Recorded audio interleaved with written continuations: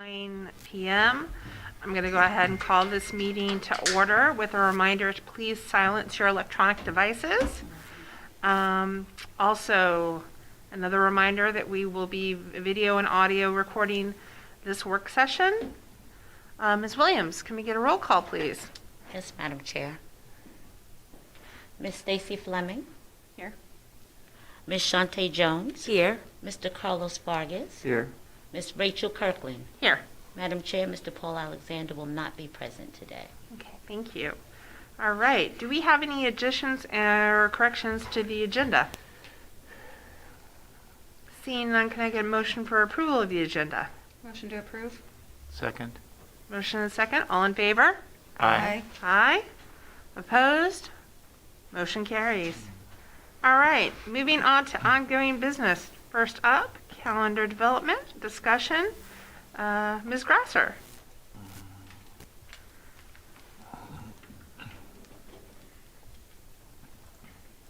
I think I just opened the internet.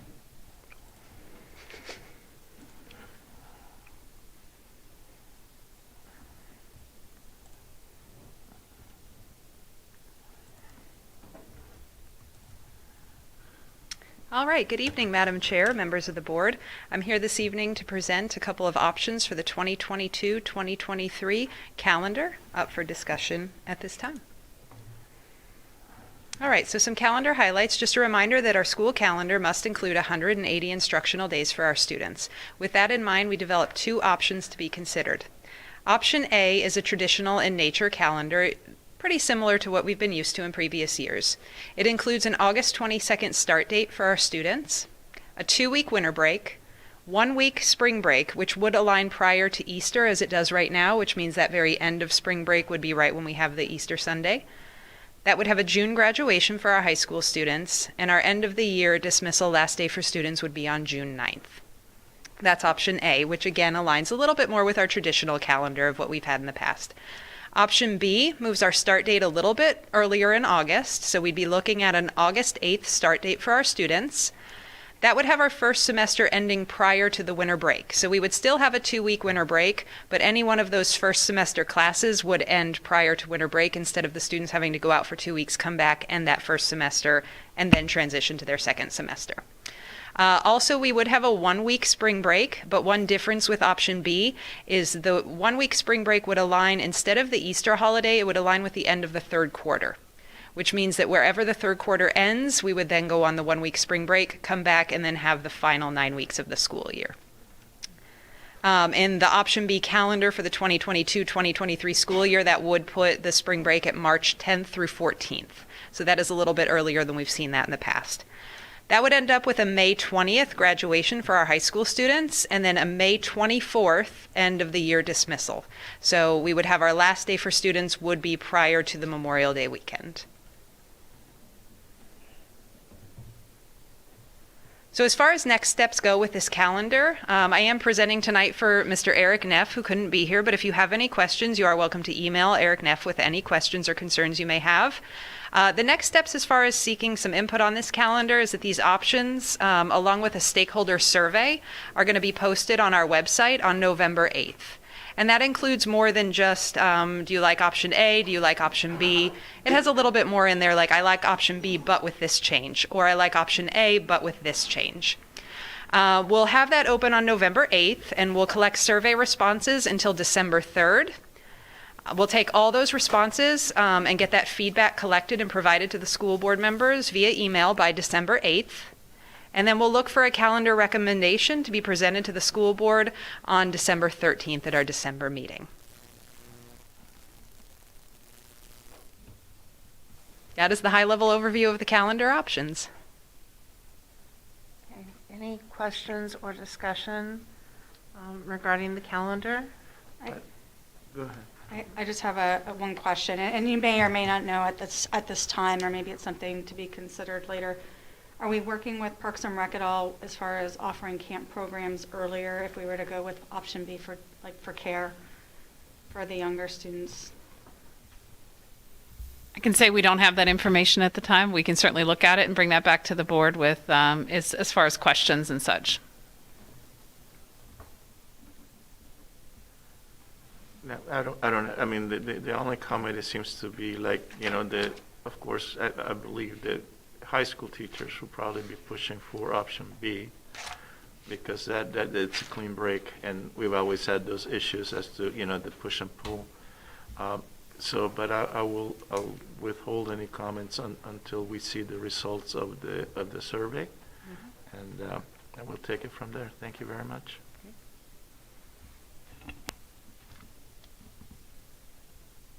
Any questions? Actually, I do. With testing, so will that change anything with testing dates or? So we do have testing windows that we follow that are put out from the state, and the testing windows are generally pretty wide. So what we do is we would adjust our testing into, it would still fit the window.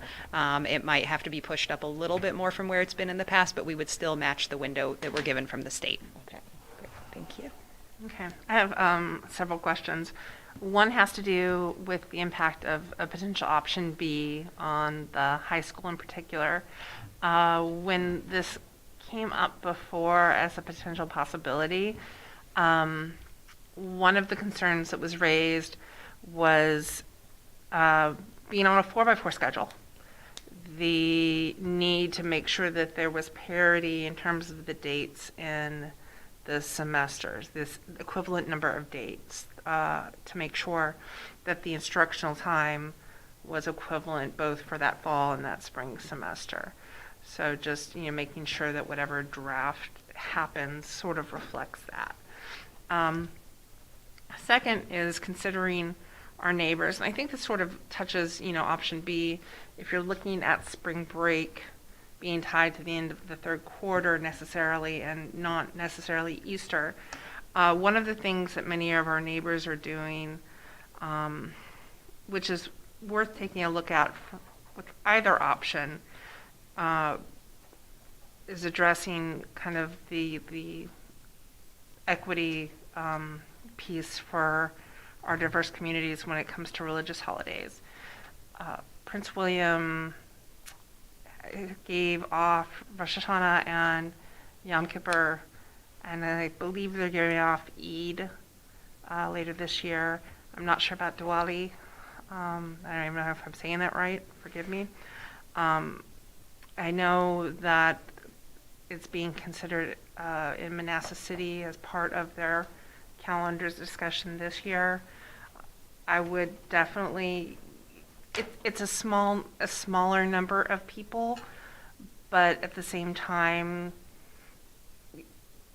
it's still a number of people in this community. We have a diverse community. As I look on the pictures on the walls in front of us, I see that diversity reflected back at me.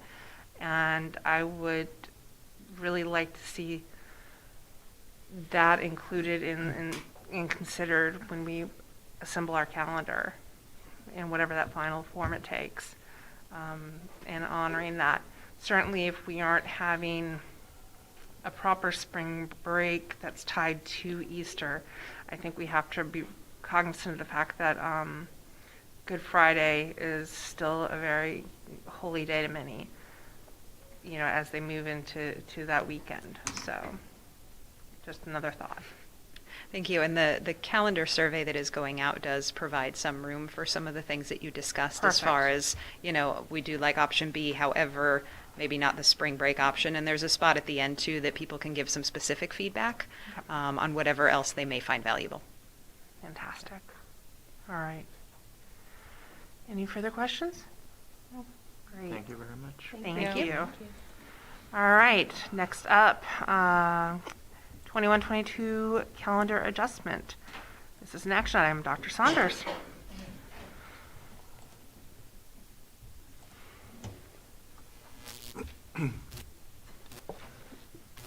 Evening, Madam Chair, members of the board.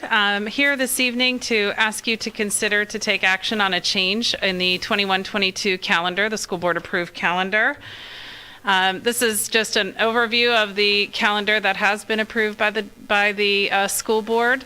What I am asking for is a change to the November 12th date, changing it from an in-person learning day to an asynchronous learning day, where teachers would be providing instruction through Canvas, not live instruction, but they would be uploading any information, activities, anything that students would need for that day, and then providing a little bit of additional work time for our teachers. We would ask that all buildings and offices are closed for the day for deep cleaning.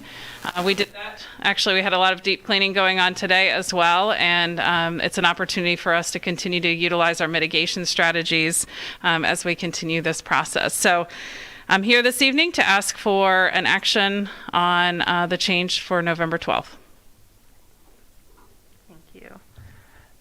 Any questions, comments from the board?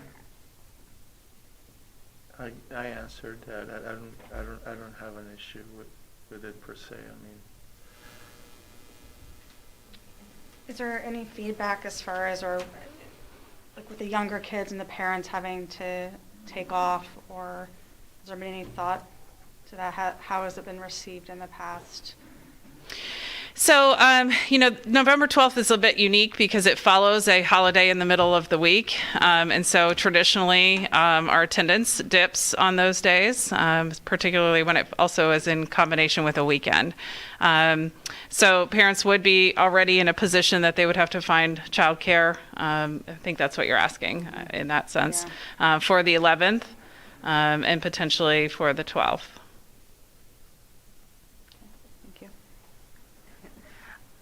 I know many school divisions are suffering from a shortage of substitutes currently. Would this put you in a position to mitigate some potential issues on that particular day, since it bumps right up to a weekend? Yes, I mean, we continue to have challenges with substitutes on a daily basis, so I don't know that this day is really any different than others. I mean, it is a challenge for us to have the substitutes that we need as our attendance rates change throughout the day and throughout the week. So, of course, any opportunity that we have that we would be able to address that a little bit differently because it's a Friday, because it is following a holiday. We just feel like this is a good opportunity for our students to continue their learning in a different way, our teachers to get a little bit more planning time, and to use our mitigation strategies to do some additional cleaning. So it's one factor. I wouldn't say it's the only one. I think it's a wonderful idea, honestly. Certainly, I'm sure that it'd be much appreciated by teachers who do desperately need the planning time to dig into their data and appropriately plan for their kiddos, and getting time to clean the buildings right now as we move into regular flu season on top of COVID is very, very needed. All right, so this is an action item. Can I get a motion on changing, making a calendar adjustment to the 21-22 calendar, making November 12th an asynchronous instructional day? I move that we make November 12th an asynchronous school day throughout the MPCS schools.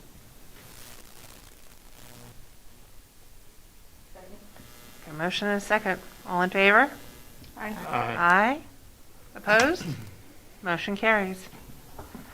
All right. Again up, Dr. Saunders with MPCS compensation planning. This is an informational item.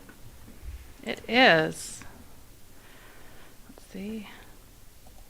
I can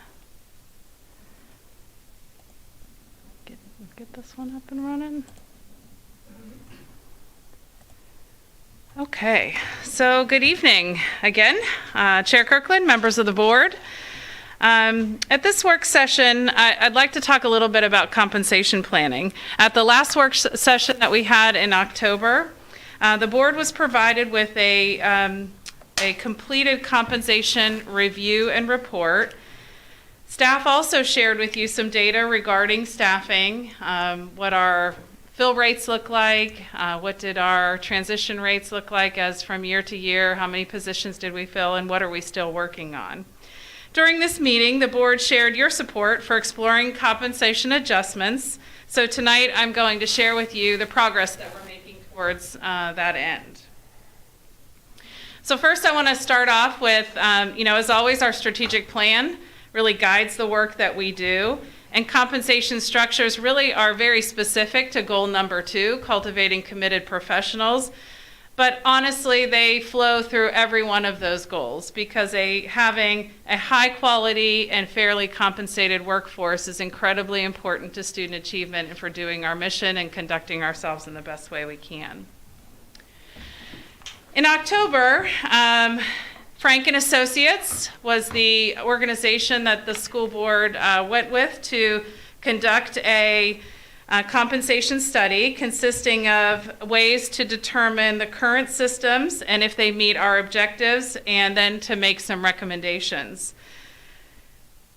This place, the midpoint comparison or the midpoint position, has been in place since 2016 in the school division.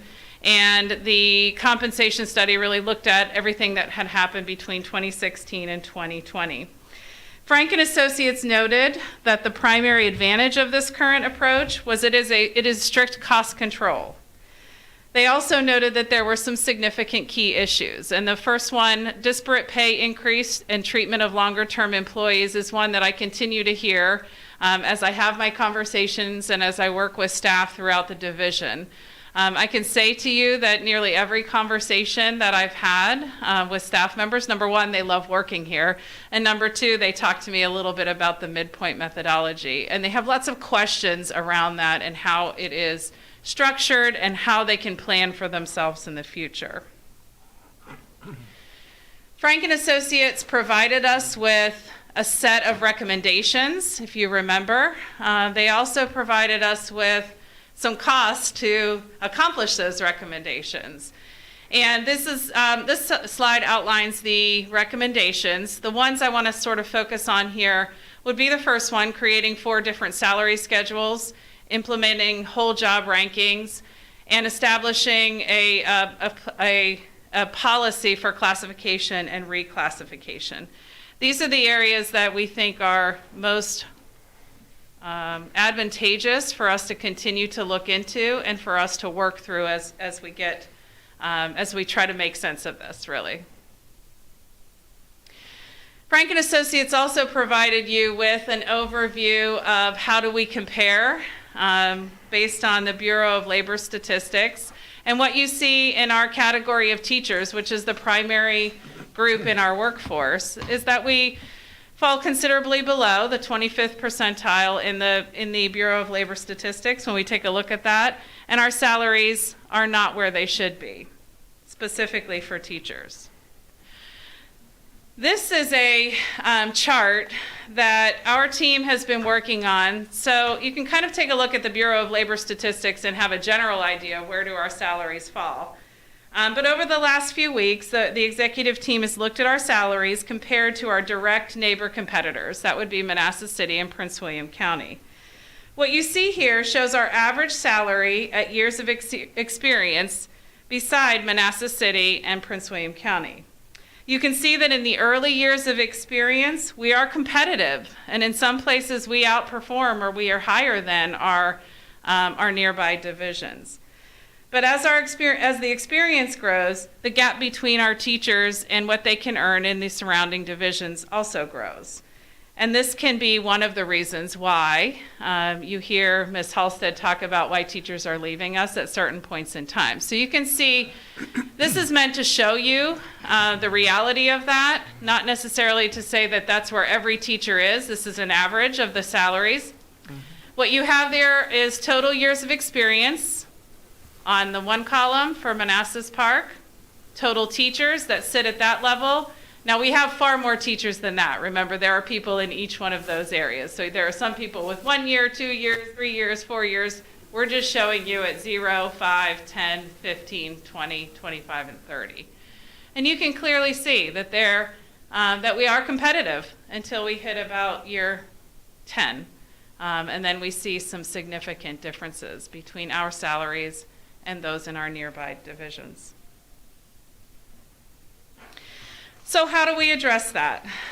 Our executive team and I have been spending the last couple of months discussing the best ways to address these needs and have developed what I will call a phased compensation planning approach. This is not something that we can address in 1 year. There's a lot of work to be done, but I am confident that our staff can begin this process without hiring consultants at this point and without doing some of the costs that were indicated in the compensation study. So the overview that I will share with you tonight is in phase 1, which will take place basically from now until the end of June 2022.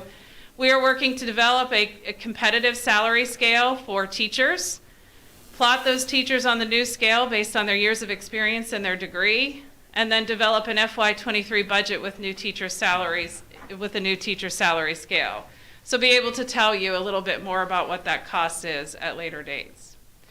Moving into phase 2, that would be the implementation of the new salary scale. We would develop a competitive salary scale for support staff based on a market analysis, plot those support staff on the scale, and then develop the FY24 budget with that new support scale. In this year, we would also spend a great deal of time really around processes, policies, procedures, rewriting job descriptions, establishing those policies and procedures for classification and reclassification. The data we have now is what we will use to place teachers and support staff on their appropriate place. But we know that the story might be different, and teachers and staff may want an opportunity to understand or to explain to us how they might need to be reclassified or rethought about based on experience or degree. So that's an important part of phase 2. Phase 3, which would begin in July of 2023 through June of 2024, would be implement the new support staff salary scale, develop a competitive salary scale for administrators based on market analysis, review and revise stipend scale, and then plot administrative staff to the new scale. Develop the FY25 budget with a new administrative staff salary scale and stipend updates. And then the final phase would be implementing the administrative staff salary scale and the stipend updates. So what I've shared with you tonight is just a high-level overview. And so I want to talk a little bit about what are the next steps, because that just puts the thoughts out there. That just allows you to see how the executive team is thinking and how we're going to be working through this process, in the budget process specifically. We will be working on a project plan with milestones and estimated costs. I will be meeting with staffs and departments over the next couple of months to talk about the overview and discussion and get some additional feedback from them. And then I would like to consider this as an item for discussion in our joint board meeting with the governing body on November 13th. If possible, I might have some estimated costs for year 1, possibly year 2. But I want them to understand and to know that these are the conversations that we're having here about addressing our salary scales and what it might cost. So these are the next steps, and that concludes my presentation. I really thank you for listening. I thank my team for working with me on developing an approach and really looking forward to the opportunities that we have to support our staff across the board. Questions? Thank you. Questions? Well, actually, yeah, I mean, that the comment that the main advantage was one of cost control, that really doesn't sit well with me. I mean, I think what we were trying to achieve, if memory serves me correctly, was to be able to attract young educators into our system, and it looks as if the pendulum kind of swung back, as I was reading today through the presentation. That's the issue that I had. That it was never intended to be a cost control, but more of an equalizer as to trying to attract the new teachers to be able to essentially groom them into the educators that we wanted them to be. The issue has always been, an issue of resources, and perhaps that's something that we're going to be, that we need to have an honest discussion with the elected, our elected officials when we have the meeting on the 13th, because, it's very easy to say, we don't have the money when essentially $900,000 plus are going back, are going back to the city at the end, at the end of this fiscal year. So, I think it would be, starting the conversation right now is probably going to remove a lot of the obstacles that you might be facing, as our CEO, in moving forward with that. Because if we are the 25 percentile, there's no way that we're going to be able to retain the seasoned instructors. I mean, this year we lost some people that I personally, was very, very upset that we lost them. And it's a matter of money. So hopefully we can come to some sort of agreement that allows us to move forward, as we start. I knew that all the way up to 23 with the payments that need to be made to the debt, it was going to be tight. I realized that, and we've been living it. But as we move into the future, and hopefully the city center takes off and everything else, I think we need to keep our eyes open to truly be, the school system that we want to have. And I could just share, I know that Mr. Lyon and I have talked about, once we have some estimated costs, to be able to understand what does this cost us. We were able to run those projections and get some ideas to that. That helps us as we begin to build the FY23 budget, because we can start to make decisions that allow us to make sure that our resources, knowing that they're limited, and making sure that our resources are going directly to those areas in which we find to be most important, like our teachers and our staff. And so that helps us do that. I don't want to, have people believe we're going to go and ask for a whole bunch more money. We will ask for what is necessary as we do the needs-based.